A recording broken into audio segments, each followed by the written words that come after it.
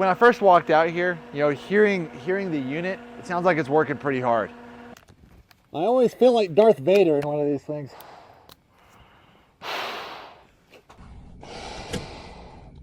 That duct is completely coming apart. Hey guys, Will Yarbrough. We are going to a house in northeast Oklahoma City today. So it's a great day to do this stuff. So the job we're going to is a single family, house. It's a 3-ton system and it's an upflow and it looks like it's in the garage.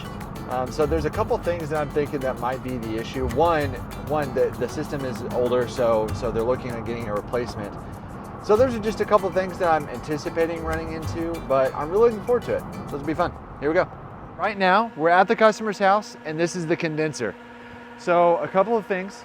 They had mowed recently, and part of it was that there was so much dirt and stuff kind of caked on the outside of that condenser. It wasn't breathing well, and so they already had to replace a fan motor on that. When people mow their grass, that grass can stick to the outside of that condenser because it's pulling air through those coils, and when it pulls the air through the coil, it creates that suction effect, so grass can stick to it. But then it can't cool efficiently because it's got to bring that air past those coils to condense that refrigerant down. And so, yeah, if it can't breathe, then it can't cool the house off because the refrigerant cycle and pressures are all messed up. But something I'm noticing is this refrigerant line set. One, it's this line right here. And you can see all this duct tape, which is holding that Armaflex on that insulates that line.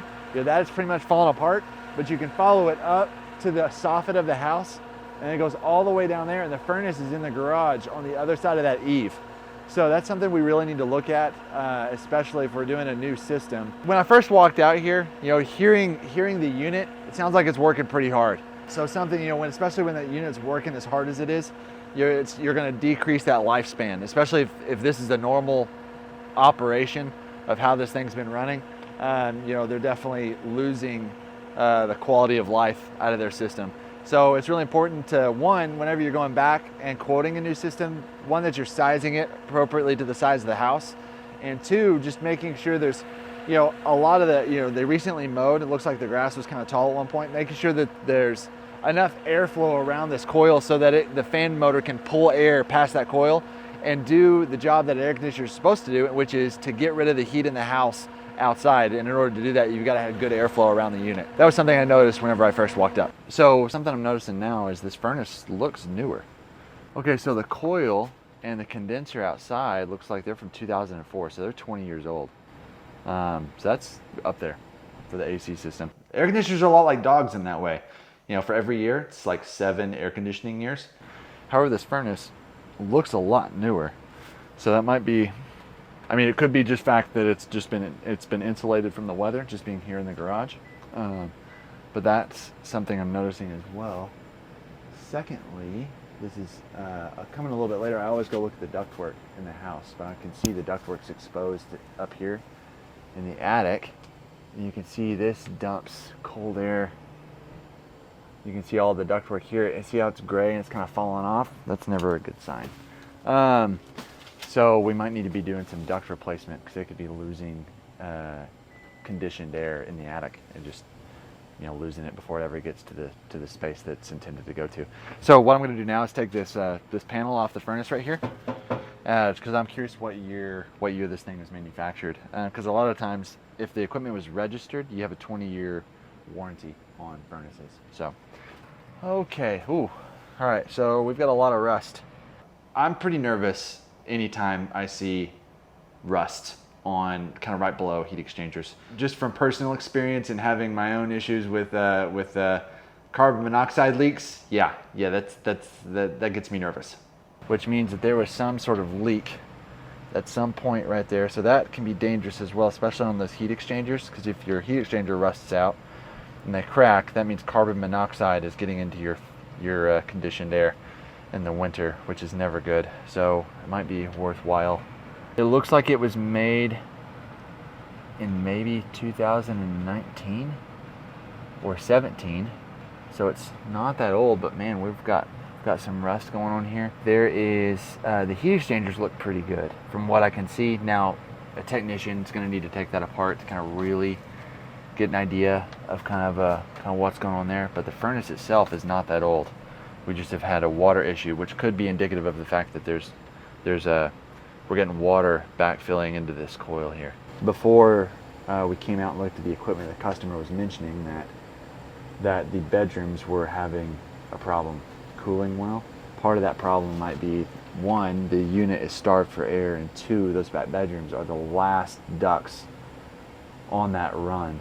So every room before that's getting the majority of the air, and there's not a whole lot left by the time that it reaches those back bedrooms. We might have to get kind of creative on how we solve that problem, just because the amount of space up here is going to be pretty tight to get any sort of extra duct on this plenum, because you're gonna have to have enough space to do that. So that's my next goal, is to go climb in the attic and kind of look at those ducts and see what's going on. So we're about to grab my ladder and climb up. It's gonna be dark and dusty, but here we go. All right, here we go. I always feel like Darth Vader in one of these things. I have a big dust allergy, and attics are incredibly dusty. And so to save me from sneezing for the next 3 hours, I don my Darth Vader helmet. It's gonna be tight. Taking a look around. Okay, so you can see the ducts come this way and they go to the rest of the house. So let's take a picture of this. There's the return. Okay, so the return's just right there. Okay. So this duct, 10-inch duct, where's the 6-inch go? 6-inch is going down there. One of the most interesting things about this is crawling through an attic, you never know what you're gonna find. Yeah, man, they need insulation bad. Something that struck me immediately was the lack of casing around the ductwork, where insulation is just open to fall apart, and it's not connected together. There's pretty big gaps in the ducts where it was just exposed to the elements. Okay, that duct is completely coming apart. What a wasp nest. Okay, you can see how little insulation is in here. Taking pictures, so the ductwork right there is coming apart. I'm breathing so loud. Now comes time for the trek back. It's really low on insulation. Tricky is avoiding these nails.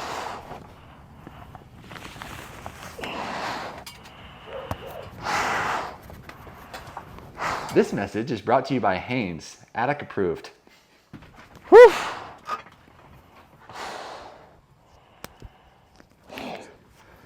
We did it. Okay, so final synopsis. After talking with the customer, addressing her ductwork issues, the issues she was having with her AC system, what we wound up doing was going back with a replacement coil and condenser option. The furnace is only 5 years old, so it's still under warranty, so that's fine. So I can leave that, but what we did wind up also doing is giving her a quote to replace her ductwork. Her ductwork was in really bad shape. She needs a little bit of a return air issue fix.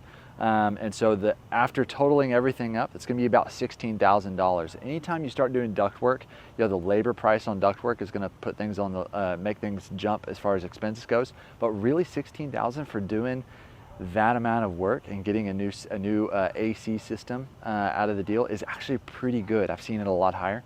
And so I think this is a really good deal. We're gonna talk to the customer, see what she wants to do, and go from there. All right. So back out here in the truck, just spoke to the homeowner about her different options. She wanted it separated out of the coil condenser quote and then the ductwork quote. We added insulation in the ductwork quote so that she really needed insulation up there. So the way the conversation went was she was wanting to wait and kind of talk to her dad about that one and kind of see kind of what options were. But we walked her through the different financing options. At that point, a lot of times when people kind of want to see talk to other parties involved, whether it's a husband, wife, father, mother, anything like that. Follow-up is going to be a really big deal. So because it's Friday, I'm going to follow up on Monday and see kind of what they've talked about and see kind of if we can get them on the schedule, at least to get them going. And if they want to cancel, there's no cost for cancellation, but that way they've got their spot secured and we can get them taken care of. Especially, now that we're sort of in this situation where summer's ending and fall's coming, so we're going to be transitioning into the heating season here in a couple months. So it's going to be really important too to make sure that ductwork gets addressed pretty quickly, because regardless of whatever season they're in, the ductwork's there in heating and cooling. So if the ductwork's inefficient, no matter what they're doing, it's going to be inefficient. So it's going to be important to get that addressed and get them taken care of. So I'll follow up on Monday and see what they want to do. Replacing an AC system is just one part of several different components to get people cooling well and efficiently and keeping them comfortable all summer long. And so to be able to provide that service for people and come and give quotes on a new AC system, but also just give them advice on what they can do to improve their home comfort, to improve the efficiency of their house, is always something I really enjoy doing. So yeah, super thankful for that opportunity. My name is Will Yarbrough, the Yarbrough Sons Heating, Air Conditioning, and Plumbing. And you can reach us at 405-485-3470.